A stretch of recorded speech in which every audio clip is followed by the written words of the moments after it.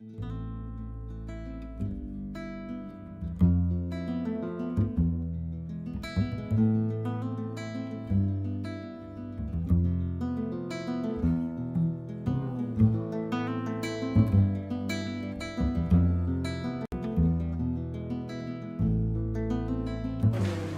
on est au chapitre 8, vous vous rappelez, on est en train de terminer le livre.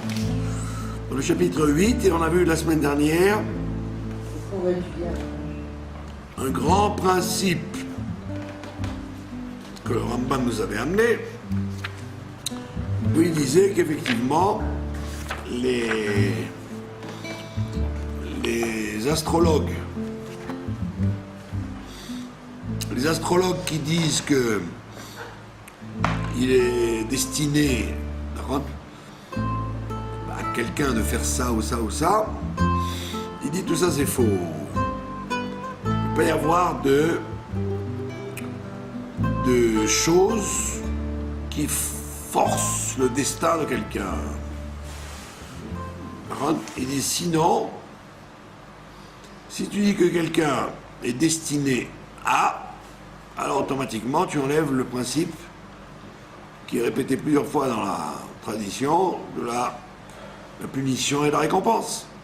Si tu dis que quelqu'un est obligé de tuer, alors il n'y a aucune raison que tu le punisses, si c'est son destin de tuer. Et l'inverse, si quelqu'un il fait quelque chose de bien, tu vas dire qu'il est destiné à faire quelque chose de bien.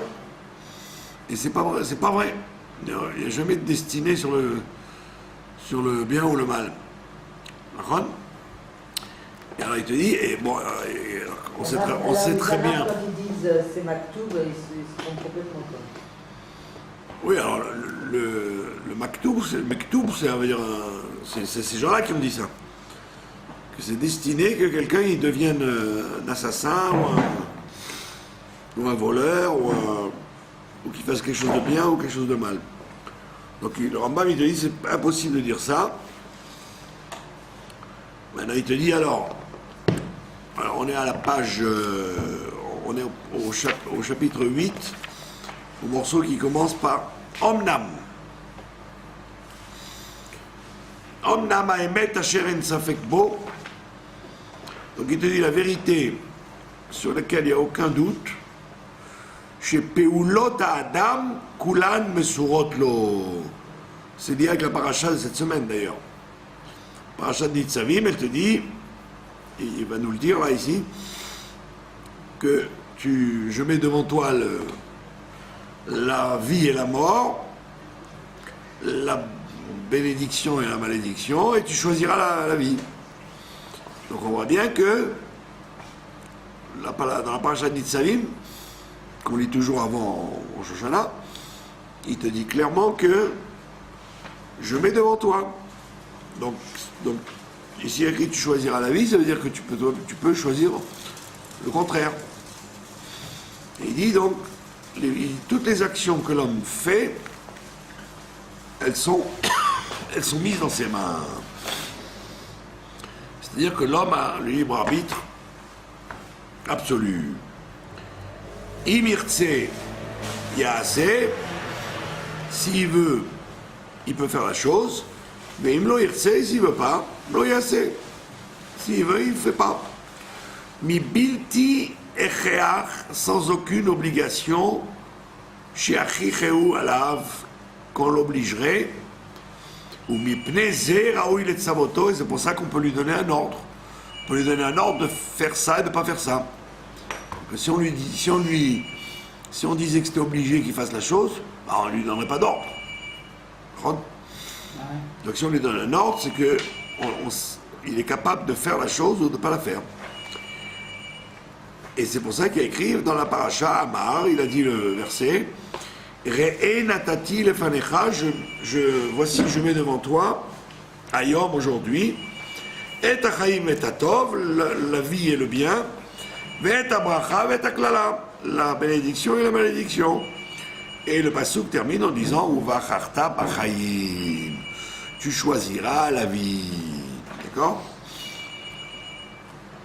Sam abechira lanu bahem.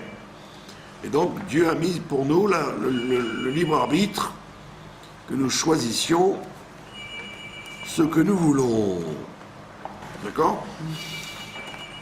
Donc à ce moment-là, Vechiev Aonesh, le Miché Amré.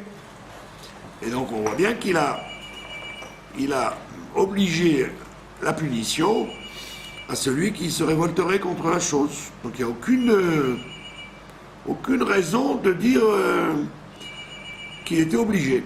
D'accord? Ve'agmul mi sheyavod. Et il dit, là, une récompense pour celui qui fera la chose. Im tishmeu, si vous écoutez.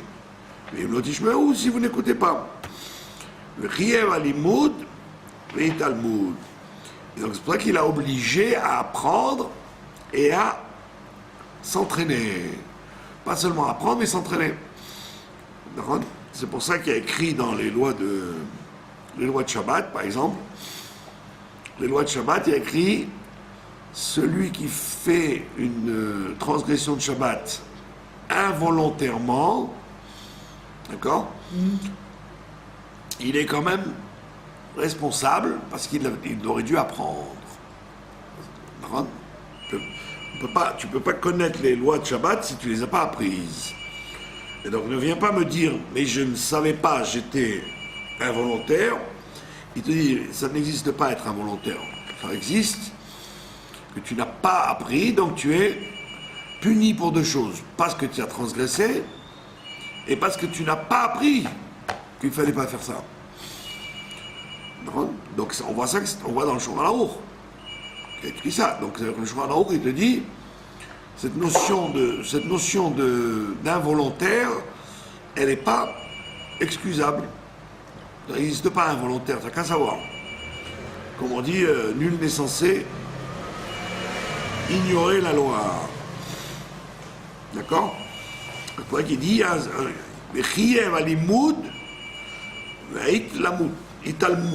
il te dit, il y a une obligation d'apprendre et de s'entraîner. C'est-à-dire que ce soit chez toi un réflexe. Pas parce que tu peux apprendre une chose et puis l'oublier. Alors que si ça devient un réflexe, tu l'oublieras pas. D'accord? Comme il y a écrit là-bas, vous enseignerez ces paroles-là, et benechem à vos enfants. Donc il y a comme il dit le Rambam lui-même dans le Yad HaChazaka, il dit le père il a l'obligation d'apprendre à ses enfants, mais si le père n'a pas appris à ses enfants, ils doivent apprendre tout seuls plus tard, quand ils sont conscients qu'il y a quelque chose à savoir. Ils doivent apprendre. Ils ne doivent pas dire ah non mais moi je suis dispensé puisque mon père ne m'a pas appris. Il dit la mitzvah elle est sur le père parce que l'enfant il est petit. Mais quand l'enfant n'est plus petit, c'est lui qui doit se prendre en main. Il ne doit pas mettre sur le dos de ses parents son ignorance. Ulemadetem otam ushmartem la'asotam. Voilà, il y a écrit aussi, vous les apprendrez, ushmartem, et vous les garderez pour les faire. Les garder, c'est ce qu'il a dit, c'est la révision. Il faut que ce soit quelque chose de réflexe. D'accord? Quelqu'un qui rentre dans une pièce en Shabbat et qui allume, c'est qu'il n'a pas le réflexe du respect du Shabbat. Alors s'il sait qu'il est comme ça, il a qu'à mettre des caches sur les interrupteurs, comme ça, s'il est instinctivement, il appuie, au moins il n'allume pas. Etc., etc. D'accord? Mais il n'y a pas que Shabbat, il y a toutes les autres mitzvot. Vechol ma sheba belimud ha-mitzvot, ça vient inclure tout ce qui vient par l'étude des mitzvot. Ça veut dire que tu n'as aucune comment on appelle ça, aucune raison de dire ah j'étais obligé de faire cette faute. Tu n'es obligé de rien. Et il te dit pas seulement faire les choses, mais tu dois faire les préparations aux choses. Là, il nous apprend un grand principe. Pas seulement que tu dois apprendre ce que tu dois faire et pas faire, mais tu dois aussi préparer le terrain à ne pas arriver à faire. D'accord? Tu dois préparer, même les préparations, elles t'incombent. D'accord? Par exemple, si tu sais que tu es sensible à l'alcool, alors ne dis pas je me mets devant une bouteille et je ne boirai pas. Prépare-toi à ne pas boire, c'est-à-dire éloigne la bouteille de toi. Et il donne un exemple. Que Moshe Katuv Torah, il y a écrit par exemple Ki tivne bait chadash ve'asita makel kagecha. Quand tu construiras une maison, tu devras faire un parapet. Pourquoi? Pour ne pas velotassim damim bevetecha, pour pas que tu aies du sang dans ta maison. Ça veut dire que puisque tu sais que s'il n'y a pas de parapet, quelqu'un peut tomber, tu dois préparer le terrain pour qu'il ne tombe pas. Donc la mitzvah de Maaké, c'est pas simplement sur le parapet du balcon, c'est toutes les mitzvot où tu dois te préparer à les faire bien. Comme par exemple, on te dit ne mets pas sur la même table du lait et de la viande, qu'on sait très bien que tu risques de mélanger. Par envie, de goûter un morceau de viande quand tu es en train de manger du lait ou l'inverse. Donc tu dois te préparer. Donc il y a des sujets de se préparer pour éviter d'en arriver à fauter. Et l'inverse, de te préparer à faire les bonnes choses aussi. Comme on voit le mois des Louls, le mois des Louls, c'est pour se préparer aux fêtes. Pour pas que tu arrives juste Rosh Hashanah, tiens, c'est les fêtes, qu'est-ce qu'il faut faire? D'accord? Donc on t'a préparé au mois des Louls. Ou alors quand il y a écrit dans la Torah que celui qui vient de se marier, ou celui qui a peur de ses fautes, il ne faut pas qu'il aille à la guerre. Pourquoi? Pen Yamoud Bamilchama, parce qu'il y a écrit de peur qu'il meure à la guerre.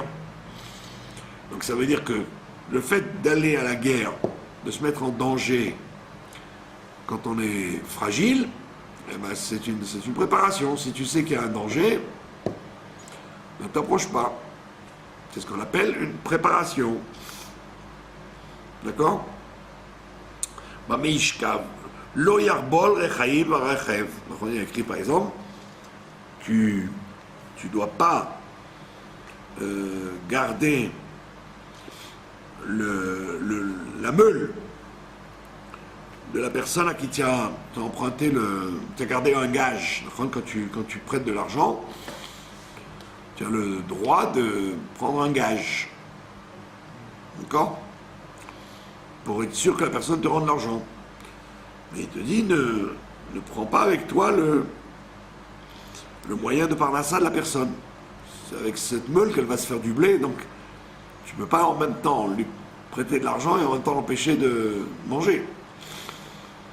Ve'arbe Torah, il y a beaucoup de cas dans la Torah qui sont en vérité des mitzvot préparatrices pour éviter de faire des fautes ou pour préparer des mitzvot, d'autres mitzvot.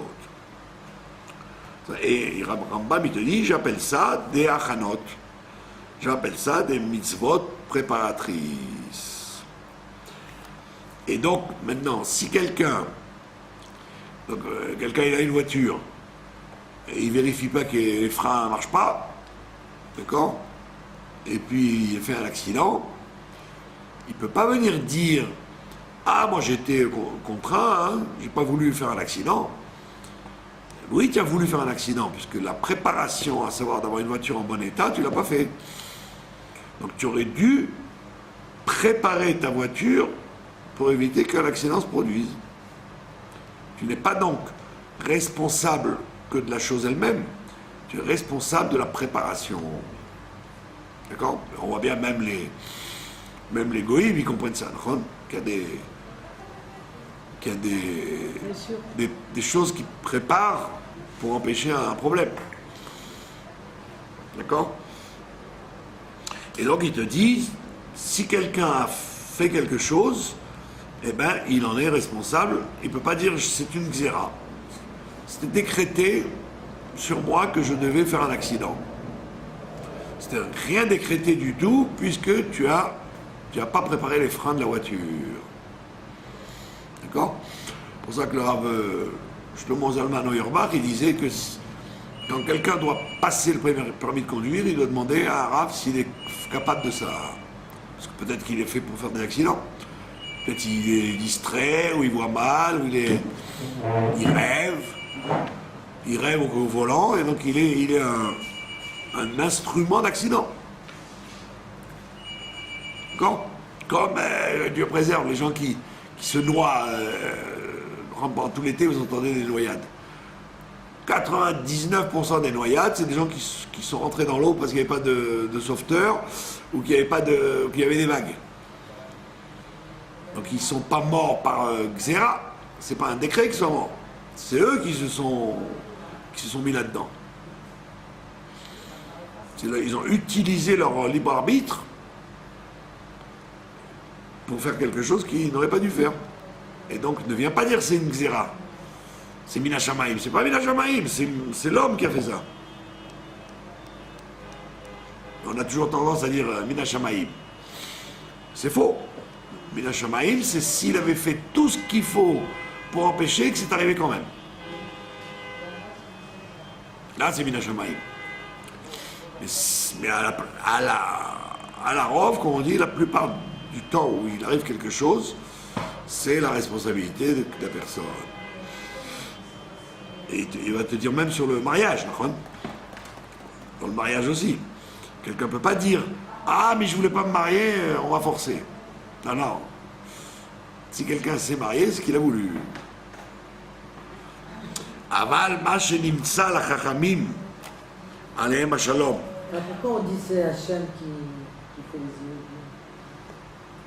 Hachem il fait les zivugim, mais la personne n'est pas obligée d'accepter. Elle peut dire oui ou non. C'est-à-dire Dieu il propose. Mais c'est l'homme qui dispose. C'est pas chaque fois qu'il y a une proposition qu'il faut dire oui dans tout. Il y a le libre arbitre. Parce que ça peut être un mariage, mais ça peut être un mariage sans être un zivouk. Vous avez compris? C'est comme si vous mariez je sais pas, vous mettez un objet avec un autre objet. Ben, c'est pas forcément, l'un ne va pas forcément avec l'autre.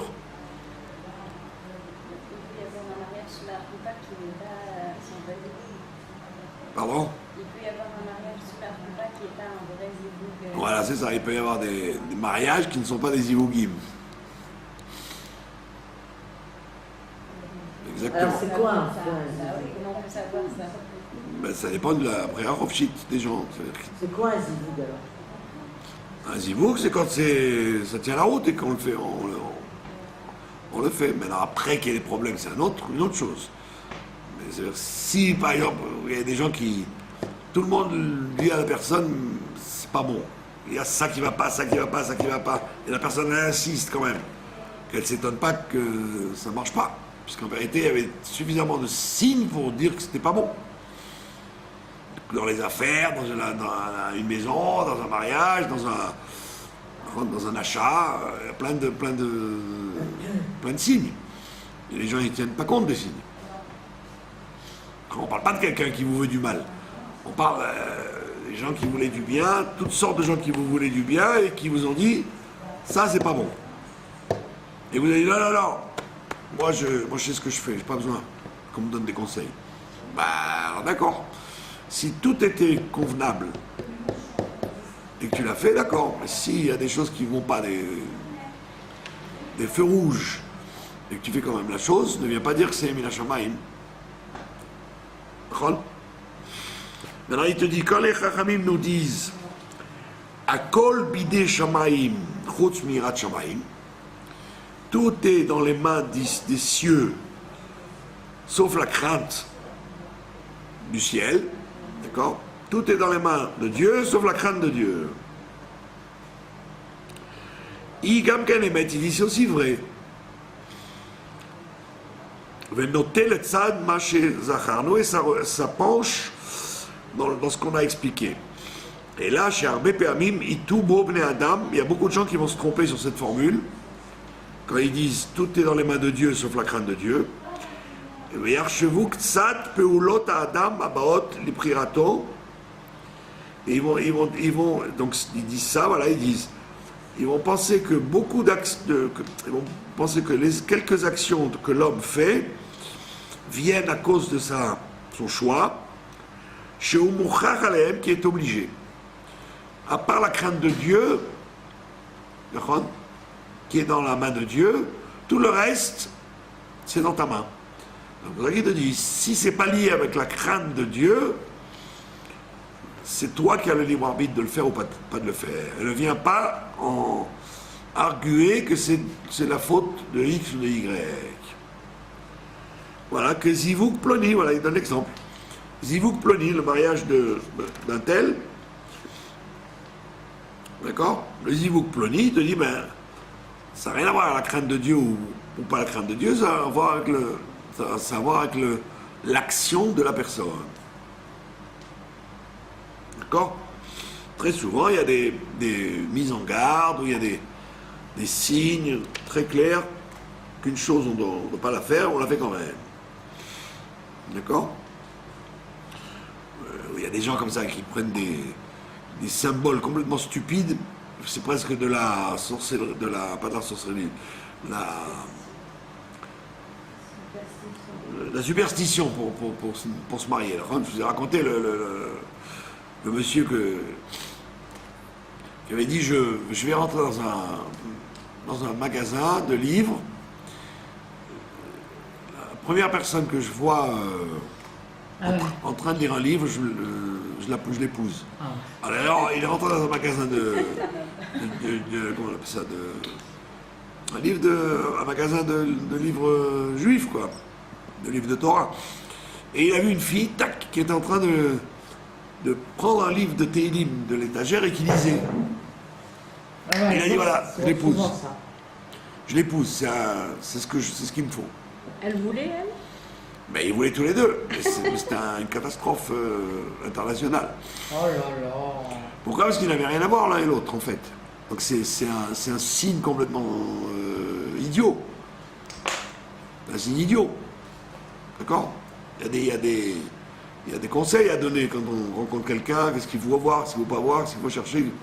Mais ça qui te dit que, comme ils disent les Breslev, les Chassidim de Breslev, ils disent c'est ce qu'on appelle le Nes des forces du mal. On a vu plusieurs fois ça. Le Nes des forces du mal. Quand Dieu il éprouve quelqu'un, il lui fait un miracle, mais qui en vérité vient des forces du mal. Et lui, il voit ça comme un Ashgacha Pratit. En réalité, c'est bidon. C'est complètement absurde. D'accord? Alors, si cette personne-là, elle avait du mérite, il n'y aurait pas eu ce NES. On lui aurait tout de suite montré que c'est pas bon. Comme elle n'a pas de mérite, alors ça ouvre les portes aux forces du mal pour lui faire croire que ah ouais, c'est vraiment extraordinaire cette providence. D'accord? Et donc c'est pour ça qu'il ne faut pas jouer sur les. Il ne faut pas faire de la divination. La divination. Si la fille elle fait ça, donc c'est ça ce que je veux, donc je me marie avec elle. Qui t'a dit? Qui t'a dit? Peut-être c'est une épreuve. C'est un faux symbole, un faux signe. Voilà, et donc le Zivug Ploni. Le Zivug Ploni ne dépend pas de la Hirat Shamayim, il dépend de ton choix. D'accord? Voilà, moi je vois bien 90% des mariages qui foirent, c'est en général des gens qui avaient suffisamment de renseignements pour savoir que ça allait pas marcher. Mais ils auraient quand même été dans la fosse au lion. Ou alors, Eyot Mamon Beyado, quand il a de l'argent dans la main, S'il a de l'argent dans la main, tu vas dire, voilà, de l'argent dans la main, je sais pas moi, quelqu'un il m'a confié 100 000 shekels, il dit, voilà, tu me les gardes parce que je voyage. Lui, il dit, ah, si j'ai de l'argent dans les mains, c'est que c'est pour moi. Ben non, si la personne elle meurt ou elle te fait un testament, ou alors, d'accord, tu peux dire que c'est pour toi, mais sinon, non. Pas une preuve. D'accord? Mais Zébilti émet, et ça c'est pas vrai. C'est pas vrai de dire qu'une chose qui existe, c'est automatiquement une providence positive dont il faut tenir compte. Kizot Aisha Asher Lekacha Biktuba Vekidushin Vei Kshera Lo. Il faut qu'il y ait une femme qui prenne une femme avec une ketouba, avec des kiddushin, et il faut qu'elle soit cachère pour lui, qu'elle soit valable pour lui. Donc elle n'est peut-être pas cachère pour lui. C'est lui qui a voulu la prendre quand même. Il a voulu prendre un risque.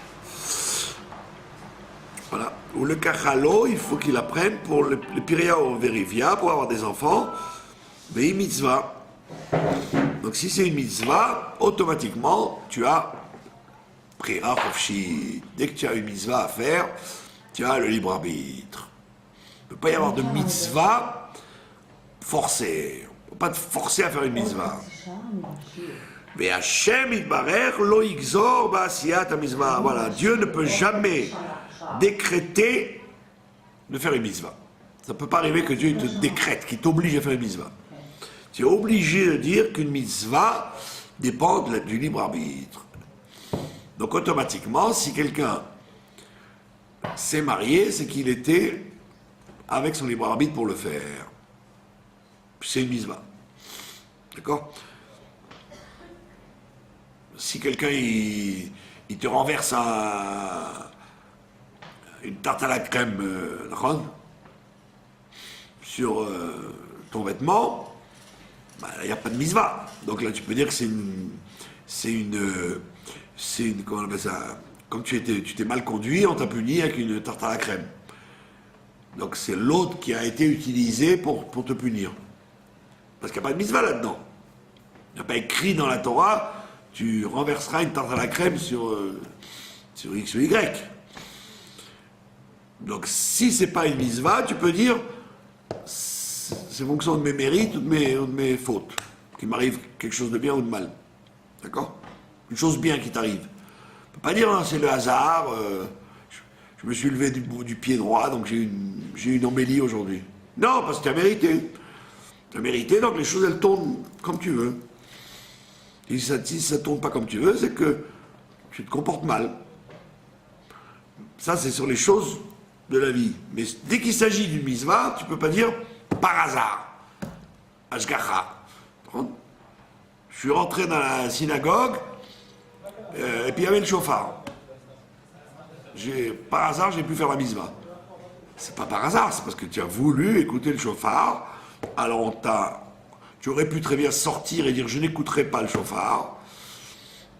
Et tu as pu dire non, je reste et j'écoute le chauffard. Comme c'est une mitzvah, on t'a donné le libre arbitre. Donc il te dit le Rambam, le mariage, ne me dis pas que c'était un décret Mina Shamayim, c'est pas un décret, c'est toi qui as voulu. Sinon tu aurais dit non. Comme il te dit, il n'y a pas de décret sur le fait de faire une mitzvah. D'accord?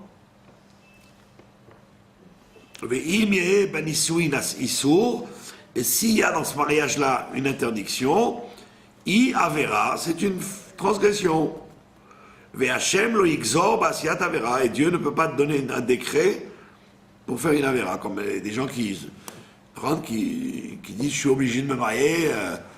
Il y a comme ça des gens comme ça. Après la guerre, ils ont voulu se marier avec une femme qui les a sauvés en Pologne ou en Allemagne, des femmes qui ont sauvé des juifs, alors elles ont des goyotes. Alors il y a des gens par reconnaissance qui sont mariés avec elles, quoi. Mais c'est pas une mitzvah. C'est pas une xéra, c'est lui qui a voulu. Il aurait pu dire, écoutez madame, c'est vrai, je vous dois la vie, je vous remercie pour tout ce que vous avez fait, mais je peux pas me marier avec vous. D'accord?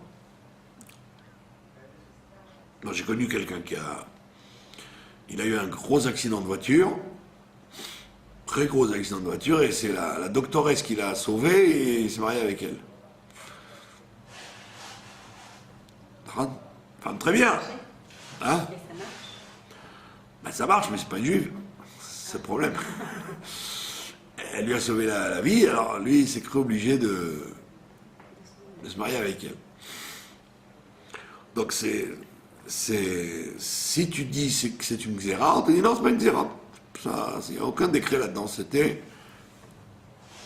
Bon, évidemment, lui, c'était pas quelqu'un qui était tellement conscient de ce que c'est un mariage mixte. D'accord? Mais ça veut dire que tu ne peux pas dire Mina Shamaim, c'est venu Mina Shamaim. C'est pas venu Mina Shamaim. C'est venu Mina Shamaim qu'elle le sauve. C'est pas venu Mina Shamaim qui l'épouse. Mais Renze Asher Gazal Mamon Ploni, voilà la même chose. Si quelqu'un a volé de l'argent de quelqu'un, d'accord, il l'a volé ouvertement, d'accord, comme le Forex. D'accord, toutes les histoires de Forex ou les trucs au téléphone, d'accord. Ça s'appelle du vol. Tu forces des gens à vendre quelque chose, à donner de l'argent alors qu'ils n'ont pas envie de le donner, et tu leur fais croire qu'ils vont gagner de l'argent avec ça. C'est du casino par téléphone.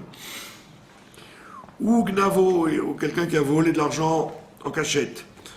Ou Ona, où il a trompé quelqu'un. Et il a menti. Il va dire, ben voilà, c'est Ashgara Pratit. Cet argent m'est arrivé, donc ça veut dire que Dieu il veut que je gagne cet argent. Mais non, puisque c'est une avéra, donc il ne peut pas y avoir de décret là-dessus, c'est pas un décret. Inomar, chez Hachem Itbarer Gazar Alze, si nous allons dire que Dieu a décrété que cet argent devait lui arriver dans les mains, c'est ce que les gens ils disent, d'accord? Ils disent, ben oui, voilà, Ashgara Pratit. J'ai gagné de l'argent, donc je suis bien. Il dit non, parce que on s'en fiche, ça nous est complètement égal comment la chose arrive. Tu dois savoir si c'est une mitzvah ou une avéra. D'accord? C'est une mitzvah ou une avéra. Si tu as trouvé dans la rue, comme l'histoire à New York d'un monsieur qui avait installé sa souka sur le toit, et puis le syndic de l'immeuble, il lui a dit, monsieur, ici, vous n'avez pas le droit de faire une souka sur ce toit. Alors vous dégagez. Lui, il n'a pas dégagé, il a attendu la fin de la fête, et le gars, il lui a dit, comme vous avez désobéi aux lois, on vous oblige à nettoyer tout le toit, pas seulement de descendre la souka. Et le toit, il y avait dans les rues, dans les immeubles de Manhattan, c'est des très gros toits, quoi. Et c'était dégoûtant, il y avait des ordures et des... Et il a dit, si vous ne le faites pas, je vous fais une amende pour avoir installé une souka pendant 8 jours. Donc avec ses enfants, il a dit, bon, on va le faire. Et ils ont commencé à nettoyer tout le toit. Et en nettoyant tout le toit, il a retrouvé une mallette bourrée de dollars. Pleine de dollars. Pleine de poussière, dégoûtante, quoi. Il a été voir un rave, il a dit, qu'est-ce que je fais? Ben, il a dit, c'est à toi. L'autre idiot, il a dit, nettoyer le toit, ben voilà, tout ce qu'il y a sur le toit, c'était pour jeter. Alors, ce que tu as jeté, tant mieux, mais non, ça, c'est à toi. Ça se grappater. Voilà. Là, il ne peut pas dire qu'il a volé à quelqu'un, puisque sûrement ça doit être un cambrioleur qui avait peur de se faire attraper, qui a laissé la valise et qui s'est sauvé. Donc, va retrouver le voleur, va retrouver la banque, va retrouver... Il est devenu très très riche, d'accord, par providence, par la punition du propriétaire de l'immeuble, qui n'a jamais su d'ailleurs qu'il a retrouvé une valise, puisqu'il ne savait même pas ce qu'il y avait sur le toit. Alors là, tu peux dire, ah, je n'ai pas volé, je n'ai pas parlé à personne, je n'ai rien fait. Ça, c'est la providence. C'est pas ni une mitzvah, ni une avéra. Providence, c'est bon. Tampon cachère. Mais si tu as fait une avéra, une avéra, par exemple, il y a quelqu'un, un jour j'ai changé de l'argent. J'ai changé de l'argent et le gars il s'est trompé du double, carrément. Du double. Tac, tac, tac, tac, tac. Il m'a donné l'argent et comme il y avait un monde fou, je sors et je compte. Il s'est trompé, il m'a donné le double. Alors je me tourne. Il me fait quoi? Qu'est-ce qu'il y a? Il croyait que j'allais dire tu t'es trompé. Je lui dis tu t'es trompé. Il me dit quoi, je me suis trompé? Qu'est-ce que tu racontes? Oui, regarde, tu t'es trompé, tu m'as donné 2 fois plus. Ah, il était comme un fou. Comme un fou, il dit. Parce qu'il n'avait aucun moyen de vérifier. Après la fin de la journée, il va savoir que c'est moi à qui il a donné le double. Il ne peut pas savoir. Après, il ne donne pas de facture, machin. Mais je lui dis, comme c'est un juif, c'est pas gentil de lui faire ça. C'est malhonnête. Alors je lui ai rendu. Et depuis, il me donne toujours un cours très très bas. Pas très bon, quoi. Parce que. Bah ouais, parce que. Il m'a rendu, il me renvoie à l'ascenseur tout le temps, quoi. Parce qu'il a pas oublié, quoi, que j'ai eu un geste. Alors, tu aurais pu dire,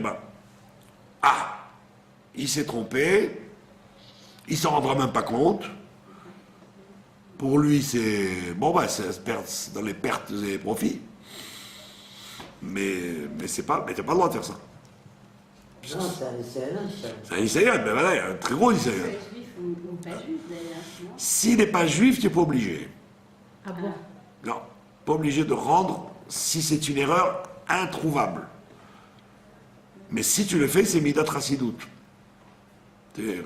Pour que les gens disent pshhh, tu te rends compte, en disant que tu es juif, bien sûr.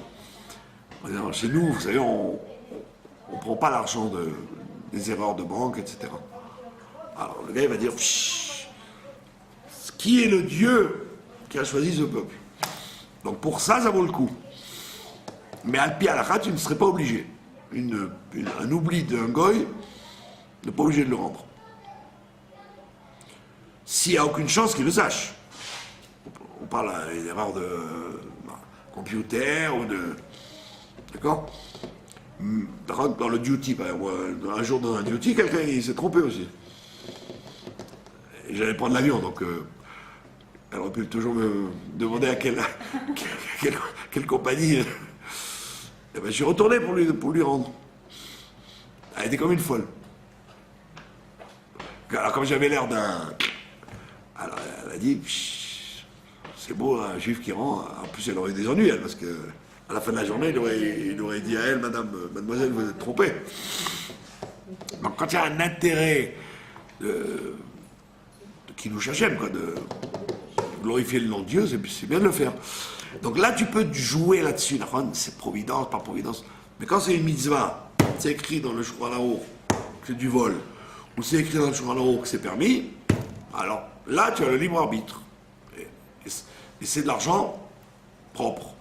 Mais si c'est de l'argent sale, qui vient d'un vol, tu peux pas dire, ah, je l'ai volé, mais en fait, c'est une providence puisque j'ai l'argent. Tout est dans les mains de Dieu. Pas du tout, ça c'est dans tes mains à toi.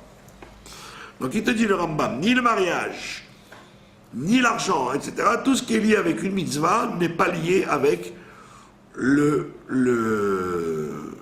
est lié avec le libre arbitre et obligatoirement, tu as des comptes à rendre là-dessus. Comme le rabbi dit, 90% des problèmes qu'on a, c'est nous qui nous les provoquons.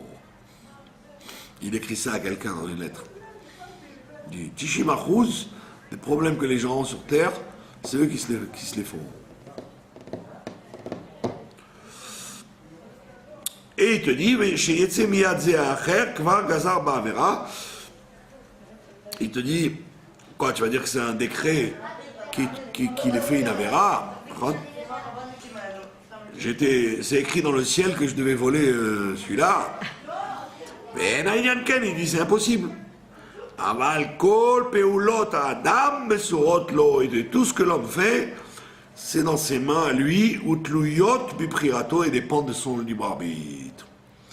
Baen belo safek, et c'est sans aucun doute, imatz ou mitzvot ve averot, et c'est là-bas qu'on va trouver donc les mitzvot et les averot. Ki gvar be'arnu beperek hasheni. Comment on l'a expliqué dans le deuxième chapitre. Chez mitzvot à Torah, ve'azarotea, les mitzvot et les mises en garde, en ba'peulot asher la'adam ba'en b'chira sheyasem. Là-dedans, il y a le libre arbitre. Donc le libre arbitre n'a à voir qu'avec les mitzvot, en fait. D'accord? Le reste, c'est pas du libre arbitre. Comme il va dire. O shelo yasem, ou vazeh achelek min hanefesh timatzeh irat shamayim, et c'est là où on voit la crainte de Dieu. Que tout est dans les mains de Dieu, sauf la crainte de Dieu. C'est ça. C'est dans le libre arbitre qu'on va le voir. Dieu ne peut pas t'obliger à faire une mitzvah. Il te laisse toi la faire. Donc tout est dans ses mains à lui, sauf ça. Ça c'est dans tes mains à toi. D'accord? Et c'est donc pas lié dans les mains de Dieu, mais c'est lié au choix de l'homme. Comment j'ai bernou, comme on l'a expliqué. Imken, Maou Amram. Alors que ça veut dire à Kol Bidei Shamayim, alors que ça veut dire que tout est dans la main de Dieu.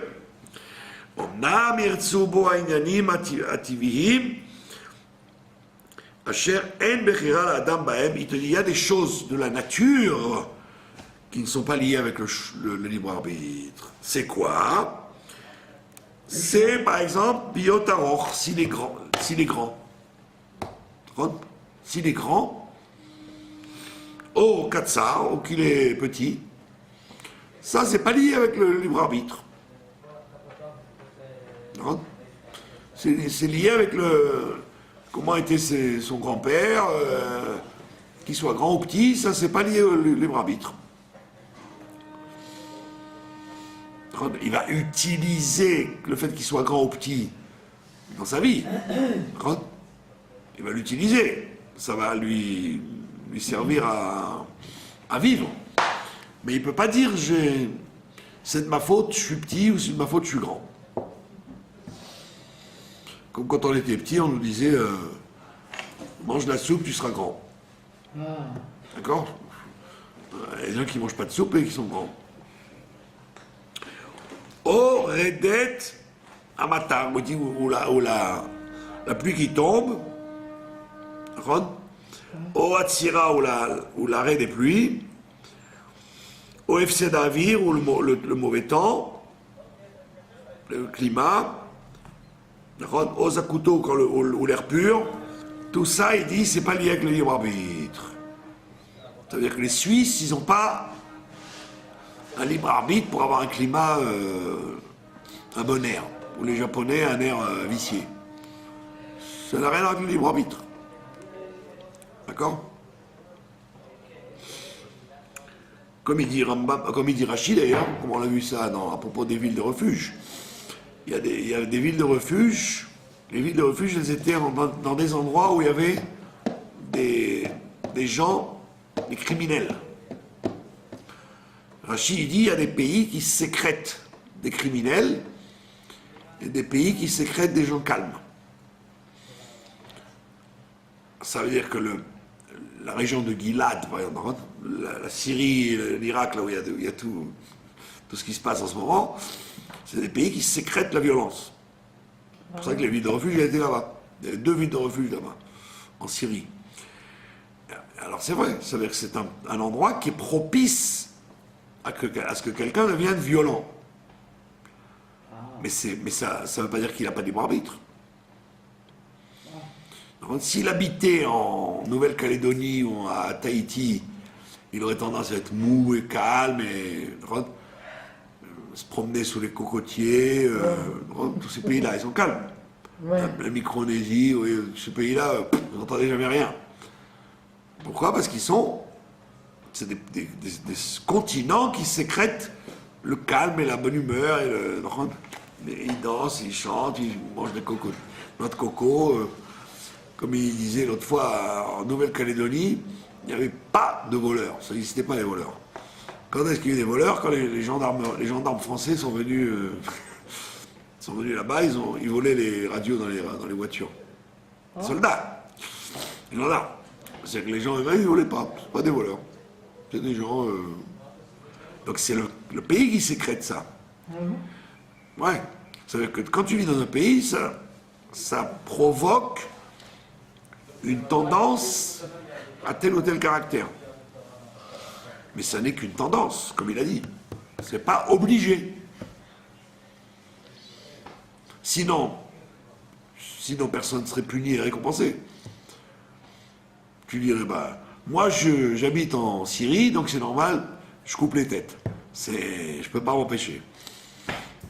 Je fais partie du Daesh. Et non, pas du tout.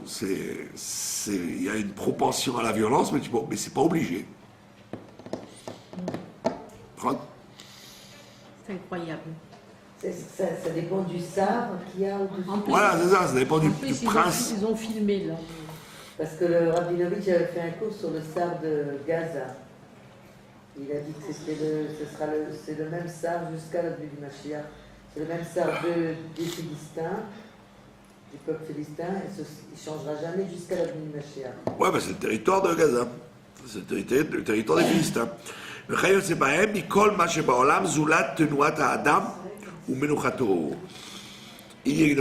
ça, si on lui coupe pas la tête avant.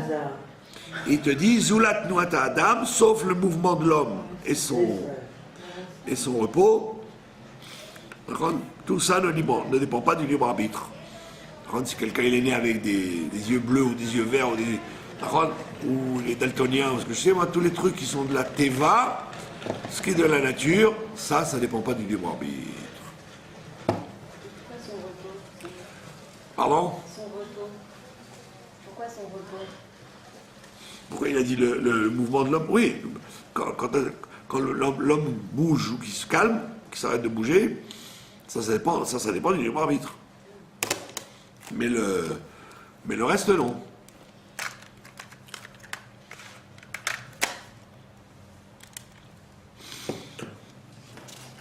D'accord? Ve'omnam, ze ha'inyan asher be'aru chachamim, ce que les sages ont expliqué, chez Mitzvot ha'averot einan bidei shamayim ve'lo birtzono, quand les chachamim nous ont dit que les mitzvot et les averot ne sont pas dans les mains de Dieu, ni dans sa volonté, d'accord? Aval birtzona adam, ils sont que dans la volonté de l'homme. Nimshechu bazeh achar divrei Yirmiyahu. Ça, c'est venu en conformité à ce qu'a dit le prophète Jérémie, alav shalom, Vehu omro, mipi elyon lo tetzer haraot v'atov. Dans les lamentations du soir de Tisha B'Av, dans les Cha, on dit ça. D'en haut ne sortira jamais ni du mal ni du bien. Voilà, donc c'est de Jérémie qui te dit, et tu lis ça le soir de Tisha B'Av, pour te dire, ne crois pas que la destruction du temple était une xéra. C'est toi qui l'as provoqué. Donc d'en haut ne peut pas descendre ni du mal ni du bien. Si ça descend, c'est que c'est toi qui l'as fait. Comme il a dit le Maguid de Mezrich, rentre sur le pasouk. Hashem Tzilcha, Dieu est ton ombre.